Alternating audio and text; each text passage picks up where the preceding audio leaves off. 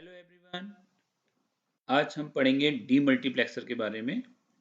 Last lecture में हमने multiplexer के बारे में पढ़ा, डिफरेंट उसके एग्जांपल्स करे, किस तरीके से हम 2:1, 4:1 या 8:16:1 मल्टीप्लेक्सर्स बनाते हैं। ओके, तो आज हम पढ़ेंगे डीमल्टीप्लेक्सर। तो डीमल्टीप्लेक्सर मल्टीप्लेक्सर का जस्ट अपोजिट होता है। मीन्स यहाँ पर आपका एक इनपुट होगा और आपके मल्टीपल आउटपुट्स होंगे। Okay, so like this one. तो आपका एक डेटा इनपुट होगा और आपके पास मल्टीपल आउटपुट्स होंगे y0, y1, y2, y3 और सेलेक्ट लाइंस होंगी। तो ये सेलेक्ट लाइंस आपको बताएंगी कि ये जो डेटा है, ये जो इनपुट है आपका, ये कौन से आउटपुट पे रिफ्लेक्ट होना चाहिए। ओके, तो सेम वही प्रोसेस है जैसा मल्टीप्लेक्सर का था, लेकिन मल्टीप्लेक्सर में आप with the help of select line ये डिसाइड करते थे कि इनपुट कौन सा इनपुट आउटपुट पे आएगा। यहाँ आप ये डिसाइड करेंगे कि ये जो इनपुट है वो कौन से आउटपुट पे आएगा। ओके, सो जैसे मल्टीप्लेक्सर के कॉन्फ़िगरेशंस थे वैसे ही आपके डीमल्टीप्लेक्सर के कॉन्फ़िगरेशन है, but just reverse. Like 1 to 2 यानी कि एक इनपुट दो आउटपुट, 1 to 4 यानी कि 4 आउटपुट्स। सो सेलेक्ट लाइंस कितनी होंगी? 2। तो सेलेक्ट लाइंस और आउटपुट के बीच में रिलेशन, यहाँ पे आपके क्या होगा? अगर आपके पास n सेलेक्ट लाइंस हैं, अगर आपके पास n सेलेक्ट लाइंस हैं तो आपके पास 2 की पावर n क्या होंगे? आउटपुट्स होंगे। ओके, सो आपके पास 2 की पावर n आउटपुट्स होंगे। क्लियर? तो देखिए, अगर आपके पास 3 सेलेक्ट लाइंस हैं तो आपके आउटपुट कितने होंगे? 8। अगर आपके पास 4 सेलेक्ट लाइंस हैं तो आपके आउटपुट कितने होंगे? 16। ओके, तो देखते हैं। देखिए 1:2 डीमल्टीप्लेक्सर किस तरीके से काम करता है। सो एक इनपुट, दो आउटपुट और ये आपकी इनेबल पिन। क्लियर? तो सेम हम क्या करेंगे, एक ट्रुथ टेबल डिजाइन करेंगे। तो S आपकी सेलेक्ट लाइन है, तो आप यहाँ पे इसको सिंपल S से भी रिप्रेजेंट कर सकते हैं। तो S आपकी सेलेक्ट लाइन है, उसकी वैल्यूज क्या होंगी? 0 और 1। तो जब आप S की वैल्यू 0 रखेंगे तो आपका A कहाँ रिफ्लेक्ट होगा? y0 पे। और जब आप S की वैल्यू 1 रखेंगे तो आपका ये जो इनपुट है वो कहाँ रिफ्लेक्ट होगा? y1 पे। सिंपल। तो देखिए, जब आपने S की वैल्यू 0 रखी, मीन्स S0 की वैल्यू आपकी यहाँ 0 है, तो आपका जो इनपुट है, जो A है, वो कहाँ आना चाहिए? y0 पे। तो A कहाँ आया? y0 पे। और at the same time y1 पे क्या वैल्यू आएगी? 0। ओके, अब अगर आपकी सेलेक्ट लाइन की वैल्यू 1 है तो आपका ये इनपुट A कहाँ रिफ्लेक्ट होगा? y1 पे। तो देखिए 1 पे जब सेलेक्ट लाइन की वैल्यू 1 है तो A कहाँ आया? y1 पे। ओके, और y0 की वैल्यू क्या होगी? 0। क्लियर? अब हमें आउटपुट की वैल्यूज लिखनी है, यानी कि एक्सप्रेशन लिखने हैं। तो देखिए y1 के लिए हम क्या लिखेंगे? अब यहाँ पे दो आउटपुट हैं। ओके, मल्टीप्लेक्सर में एक आउटपुट था, अब यहाँ पे दो आउटपुट हैं, तो आपको हर आउटपुट के लिए अलग अलग एक्सप्रेशन लिखना होगा। तो देखिए y1 के लिए क्या होगा? y1 आपको आउटपुट कब देगा? जब a कब मिलेगा आपको? जब आपका s की वैल्यू 1 होगी, यानी कि s नॉट। तो हम 1 पढ़ते हैं एसओपी फॉर्म में, तो यहाँ क्या लेंगे? s not into a. Okay, y not की वैल्यू कब आएगी, या क्या होगी वाई नॉट की वैल्यू? ए कब आएगा? जब इसके रो में s की वैल्यू क्या होगी? s बार, यहाँ पे s नॉट कॉम्प्लीमेंट। ओके, तो देखिए y1 की value s naught a, y naught की value s not bar a। अब सिंपल इसको आपको ड्रॉ करना है। तो देखिए y नॉट कितना हो जाएगा? a s bar, so this is s complement, this is a, तो ये आपका हो जाएगा a s not bar. Okay, तो ये एस नॉट सेम है यहाँ पे, आप ऐसे कुछ कंफ्यूज मत होइएगा इससे। सिमिलरली y1 की वैल्यू क्या हो जाएगी? a s not. Okay, so this is your 1:2 demultiplexer. So I hope ये आपको समझ में आ गया होगा कि किस तरीके से 1:2 डीमल्टीप्लेक्सर काम कर रहा है। नेक्स्ट है आपका 1:4 डीमल्टीप्लेक्सर। ओके, तो 1:4 डीमल्टीप्लेक्सर में कितने आउटपुट्स होंगे? 4, यानी कि y not y1, y2, y3। Input कितने होंगे 1 और कितनी सेलेक्ट लाइन होंगी 2 यानी कि S1 S0। ओके, अब S1 S0 आपकी दो सेलेक्ट लाइन्स हैं, उसके कितने कॉम्बिनेशंस बनेंगे 4 यानी कि 0 0 0 1 1 0 1 1। ओके, तो सेलेक्ट लाइंस S1 S0 कितने कॉम्बिनेशन होंगे 4 कॉम्बिनेशन फ्रॉम 0 0 टू 1 1। क्लियर। अब कितने आउटपुट्स होंगे आपके पास 4 y3 y2 y1 y0। सो y3 y2 y1 y0।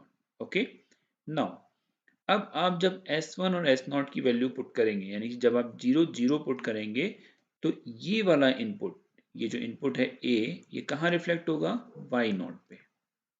देखिए 0 0 पे y0 पे वैल्यू क्या आएगी A। क्लियर। और बाकी सारे आउटपुट्स क्या होंगे 0। सो 0 0 0। Now next 0 1।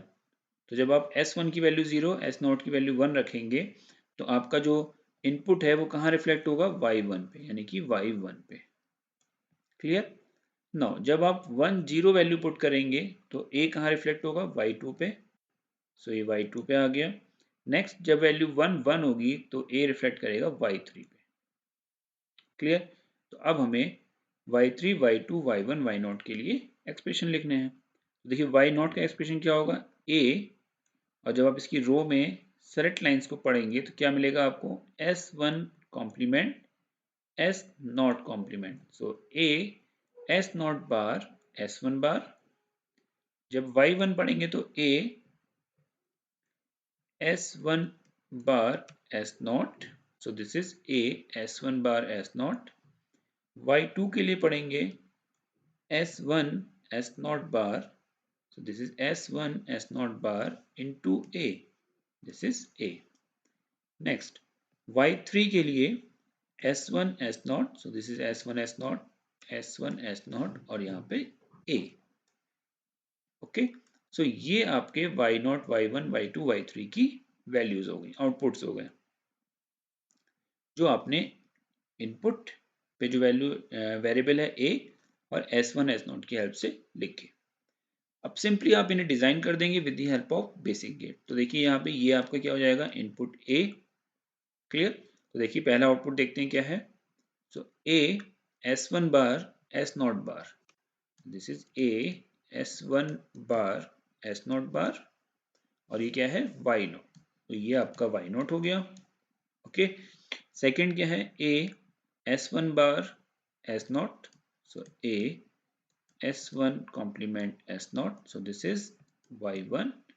this is a S1 S0 bar। so this is y2। this is a S1 S0। so this is y3।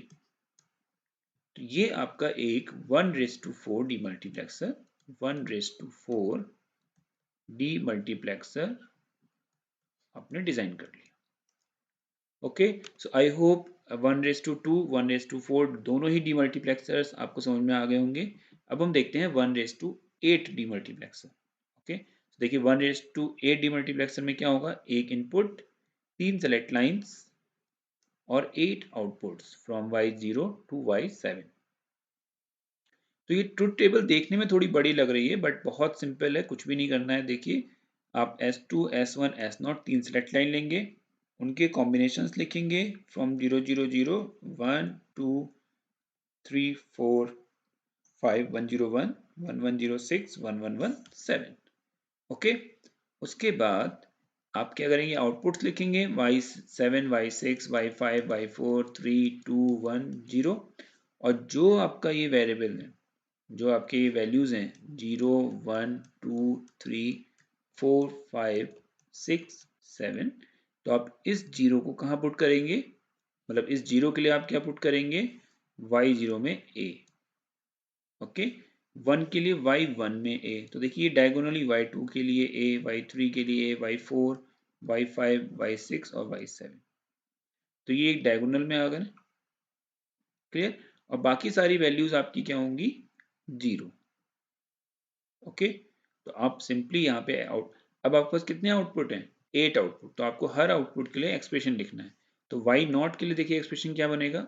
So why not equal ए, ए आपकी वैल्यू हो गई ए, क्या है यहाँ पे S2 complement, S1 complement, S not complement, so this is y not.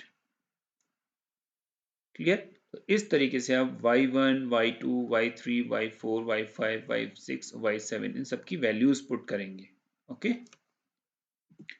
तो ये आपके आउटपुट्स आ जाएंगे। So this is y not, y1, 2, 3, 4, 5, 6 and 7। Okay, then with the help of basic gate, suppose देखिए पहला वाला पढ़ते हैं, तो वाई नॉट देखिए क्या होगा, a s not bar, s1 bar, s2 bar, so this is a s naught complement, s1 complement, s2 complement, so this is y naught। तो इस तरीके से आप सारे आउटपुट्स को डिजाइन कर सकते हैं। Okay, so I hope 1:8 demultiplexer भी आपको क्लियर हो गया होगा। इसी तरीके से हम 1:16 डीमल्टीप्लेक्सर बना सकते हैं। तो कॉमन हमें जो चीज समझनी है वो ये है कि सेलेक्ट लाइन किस इनपुट को सेलेक्ट करके आउटपुट पे दे रही है, और आउटपुट की वैल्यू कैसे आप फाइंड आउट करेंगे। अब इसके बाद जैसे हमने मल्टीप्लेक्सर में मल्टीप्लेक्सर ट्रीज पढ़ा था, वैसे ही हम यहाँ पर डी मल्टीप्लेक्सर ट्री पढ़ेंगे। ओके, तो डी मल्टीप्लेक्सर ट्री का मतलब क्या है कि आप डिफरेंट टाइप के मल्टीप्लेक्सर्स को यूज करके, स्मॉल मल्टीप्लेक्सर्स को यूज करके बड़ा डी मल्टीप्लेक्सर डिजाइन कर सकते हैं। ओके, तो देखिए सपोज मुझे एक 1:8 डी मल्टीप्लेक्सर डिजाइन करना है। क्या करना है मुझे, 1:8 डी मल्टीप्लेक्सर, सॉरी डी मक्स मुझे डिजाइन करना है। ओके, तो इसके क्या कॉन्फ़िगरेशन होंगे, 8 इसमें आउटपुट्स होंगे, 1 इसमें इनपुट होगा, और इसमें 3 सेलेक्ट लाइंस होंगी। ओके, सो इसमें क्या होंगी, 3 आपकी सेलेक्ट लाइंस होंगी। ओके, देन अब हम किस तरीके से डिसाइड करें, जैसा हम मल्टीप्लेक्सर में डिसाइड कर रहे थे वही हम डीमल्टीप्लेक्सर में करेंगे। और अगर आप एक चीज देखें तो ये मक्स आपका मल्टीप्लेक्सर में आगे लगा हुआ था, अब हमने उस मल्टीप्लेक्सर को उठा के कहाँ कर दिया, पीछे कर दिया, और बाकी सारी चीज सेम। क्लियर। देखिए वहां पे सिलेक्ट लाइन क्या थी आपकी, S2। अगर आपने मल्टीप्लेक्सर का लेक्चर नहीं पढ़ा है, देखा नहीं है, तो आप इससे इस प्लेलिस्ट में जाके चेक कर सकते हैं। वहाँ पे मल्टीप्लेक्सर का एक लेक्चर है जिसमें आपको पूरा मल्टीप्लेक्सर ट्री, डिफरेंट टाइप के मल्टीप्लेक्सर्स मैंने पढ़ाए हैं अच्छी तरीके से। ओके, तो देखिए यहाँ पर ये मल्टीप्लेक्सर था वहाँ 2:1, अब क्या बन गया 1:2 डी मल्टीप्लेक्सर। और सेलेक्ट लाइन S2 थी वहां, तो यहाँ पे भी S2 है, ये S1 और ये S0। तो सेम फंडा है, आप 000 से 001, सॉरी 001,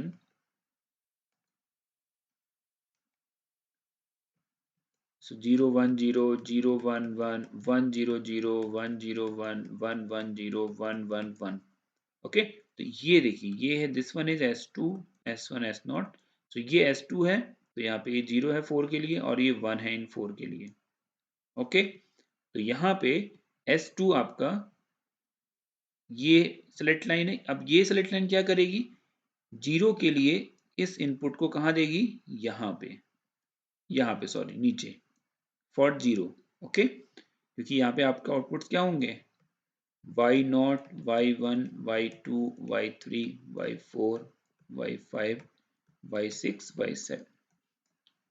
क्लियर। तो 0 के लिए ये आउटपुट कहाँ जाएगा, इधर ए वाला।